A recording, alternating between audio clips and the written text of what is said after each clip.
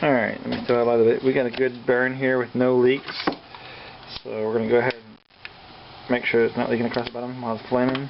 Nothing stay lit down there. Generally, if it's going to stay lit, it will. If it's dripping, it will stay lit. So we're going to call that a good seal. We got a boil going. See, to get a boil going, sometimes I have to wrap it in a little piece of silicone here.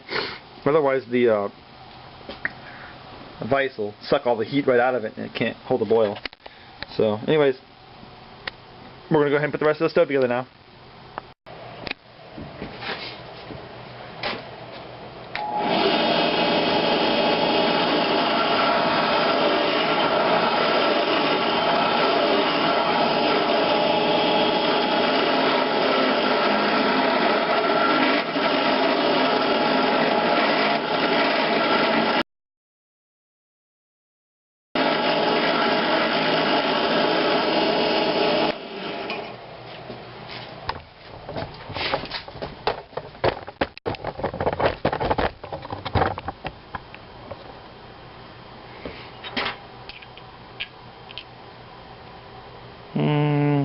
Not quite there on this one yet.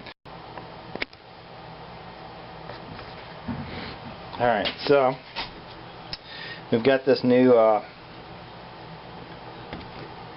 washer that's recessed on here. I was using previously I was using computer hard drives, which, you know, they work well, but you got to trim them down and cut them down to size. I found this in the hardware store. It's the exact size that I want it to be. In reference to a stove I already have here. You can see it's the exact size. So that one's a little short underneath there, but that's an exact size. So now I will excuse me, JB Weld this lip right here where there's a gap. Let me see if I can bring that in closer and see a better picture. Yeah. There's a little bit of a gap right there where it goes down and back up. And I think that's the perfect spot to run my JB Weld in, because even though this is tight on here, you can still see, well, maybe you can't, but I can see little gaps where alcohol will leak through. So I'm still using JB Weld along the top. I thought about doing the AlumaWeld on here, but AlumaWeld does not stick to steel for some reason. I'm not sure why. It doesn't get a good bond to it. So I'd rather use the JB Weld up here and get a good bond. And then I don't have to worry about it. Even though it stretches and contracts and it expands and contracts, I think it'll be fine to seal the gap in there along that edge. So you can kind of see the inside there a little bit too, how it turned out. This is tight now because that screw head is actually in that AlumaWeld. It's all soaked inside of there, so it can't spin on this side because it's all encompassed in the AlumaWeld. So that's how I get to this point. And then, you know, the same with this one here. It's a little shorter. I had to cut it off because I dropped it and dinged up the top pretty bad, so I trimmed it down a little bit. I'm not sure if I'm going to be able to use it for a stove or not, but we'll see. We'll give it a whirl on a magnet here and see how it looks. The next step would be, let me get my magnet here, would be to put after the JB Weld or before, it doesn't matter. I like to actually sand these up a little bit because they're pretty notched up from the vice grip. So I'll probably sand that up before I put this on here. But the next step would be to put this bolt on here, you know, run it down all the way in the base of that, and then take a hacksaw and hacksaw off the excess bolt that we don't need. And that would be pretty much the basis of the stove right there, minus the carbon felt. And tapping this with a Diemasters tap set, or whatever this is called here, number M580, M5x80 tap. I use that to run tap in it, and then I drop in the obviously the nipples with the washer. Run it off to some type of bottle. I've already actually made a bottle here for this one. There's the bottle I made for this one. And a good way to make a bottle is to find a plastic bottle that has a little bit of a beefy plastic to it, a thicker plastic, so that you can actually just run this nipple into the plastic and screw it in there. I put a washer in there, and on this one it just wasn't that beefy, so I put a plastic nipple on the a plastic washer on the inside and a rubber washer on the outside. The inside plastic washer is slightly smaller than the thread, so it's kind of like forced into that plastic washer, which gives it a little more to grab onto besides this, because this was not a real beefy plastic. But it works really well. I haven't been able to get it to leak by squeezing it like this at all. And that's really all you're looking for. I mean, these things aren't taking extreme force. You just don't want them leaking while you're running your stoves. So there's that. That'll be part of this one. Excuse me. And then we will have to create another said base like this. This is a skeleton base that I have with a stove on it that is JB Weld at the top and not at the bottom. So same kind of design there. I have now 1, 2, 3. This will be my 4th one that I've made. So, and if I finish this one up, that'll be my 5th one, which in turn is actually my last magnet that I have. I have to go out and get magnets. I think the magnet being the most expensive part of this. You got $2 in the magnet, 25 cents in the washer here, and there's 2 different sizes. I may make a smaller one just for test purposes. Sizes on these I'll list below. I don't have them right here. 3/4 by, well, I'll list them below, so you have both those. The internal washer is, I bought a whole bag for $2 of these internal washers here. That's the one that locks inside. The big washer with the offset one there, you know, it's a one-time deal. Once it's there, you have it. I do an offset on top and bottom because the hole is too big for the nut. So I'll do an offset on top and bottom and then drive the nut on this side, or vice versa. You know, one side goes to the nut and one side goes up inside of the cylinder here, which lets that sit up a little bit when the aluminum melts through. I haven't had good luck with the aluminum melting through on this last one here. It didn't actually come through, which is why I think I was having trouble with the seal. You can see that aluminum only came through in the one little spot right there. It didn't come through all the way around, and I'm not sure why I did get aluminum to come through on the first one there all the way around, but on this new one I did not, and that's why I think I was having trouble with the seal, and I had to go back in and touch it up a little bit. So this is a new pipe. I ran out of pipe, so I had to go out and get a new one. So maybe this pipe is just a hair thinner inside diameter.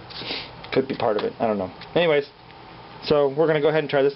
This outer piece here is steel, which I have never made one out of steel before. They've always been out of aluminum on that top half. So I'm going to see how hot that gets below the carbon felt and see how, you know, dangerous it obviously potentially could be heating up like that, getting really hot, and then grabbing it, because steel does not cool off as fast as aluminum does. That's why I tend to like to make the aluminum ones. So, and I did flare out the top of this a little bit in order to get this. What I do is I put them on from the bottom side, this washer that I've bored out a little bit. I put them on from the top side and slide them down, and then beat them down until they're all the way down as far as they'll go. And what I do to flare this top edge out a little bit is I have a magnetic globe. A magnetic globe. I used to have 2. I only have 1 now. I shattered the other one, which I take a mallet and beat into this until it flares out a little bit. I know it's weird. Where do you get a metal globe at? I don't know, but I have one, and that's what I use. And it has little shavings of metal all over it. But anyway, that's what I use. Then I just hang it from my light, so I always have it up there. Anyways, that's my how far I am. I'll show you a finished product once I sand this up, JB Weld this up, and put the felt in there, and I'll show you what my finished product looks like, and obviously cut that off.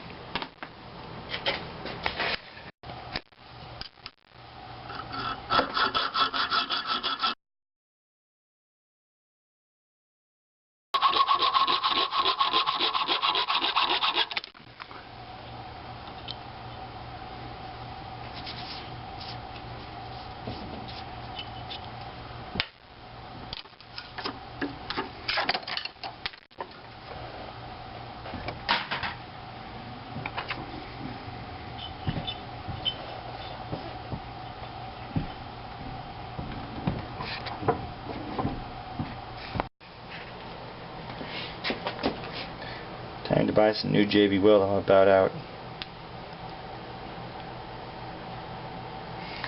I was hoping I wouldn't have to buy any more of this stuff, but I have not found a way.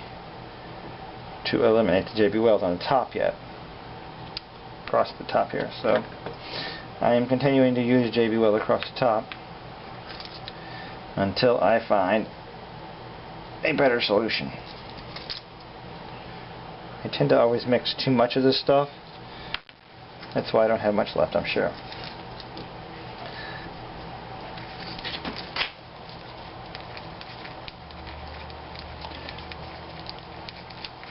I don't know why I mix so much. I'm working on little bitty stoves here. I'm not working on some kind of giant sized project on a muffler or something. But I'll tend to put out a ton of this stuff. So lately here I've been trying to cut back to just one dab each, you know, and see what I get. We'll see how far this gets us here.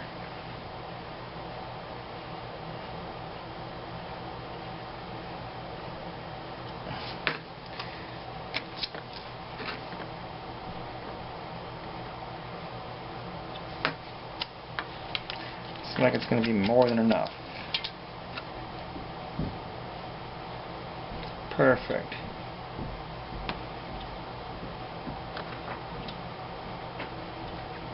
Probably too much as it is.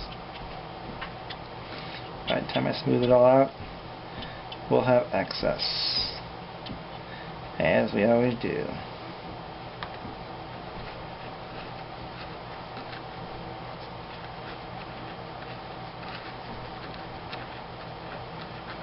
There's one all off the edge. That's probably not good.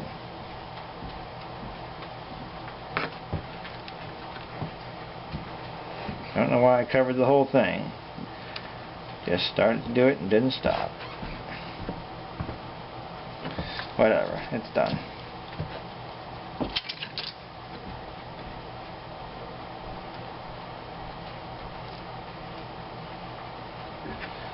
That's beautiful.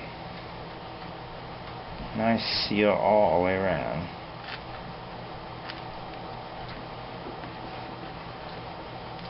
The nice thing with JB Weld is you can always sand off anything you don't like. So we'll leave it there and just sand it off tomorrow.